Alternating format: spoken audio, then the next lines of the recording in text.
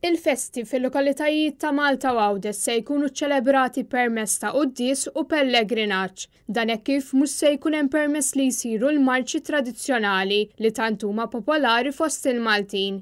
Dan fid-dawl tal-miżuri li qed jittieħdu sabiex ikompli jitnaqqas it-tixrid tal-coronavirus. It-tlieta l-Arċidjoċesi ta' Malta ippubblika direttivi dwar iċ-ċelebrazzjonijiet tal-festi għal din is-sena. Dawn id-direttivi se jidħlu fis-seħħ fl-ewwel ta' Lulju u japplikaw biss għal din is-sena.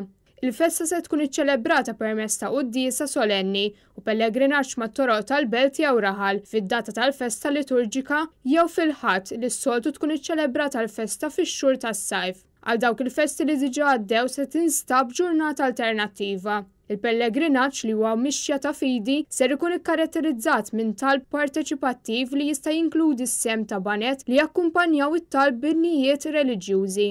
Dawn id-direttivi huma bbażati fuq 3 prinċipji li l-poplu Nisrani jrod ħajr lill-Alla għal dak kollu li jagħmel mal-poplu Malti, speċjalment f'din is-sena li kienet ikkaratterizzata minn pandemija, li jissaħħaħ is-sens ta' għaqda fil-komunitajiet insara.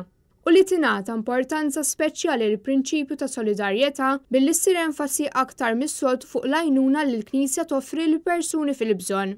Minn barra l-festi fl-Irħula u l-Bliet fl-14 ta' Settembru ser jiġi organizzat pellegrinaġġ djoċesan ta' Ratt il-ħajr lill-Alla mmexxi minn Monsinjur Arċisqof Charles Scicluna biex bija devozzjonali mal-Kurċifiss Mirakolus ta' Ġiesu.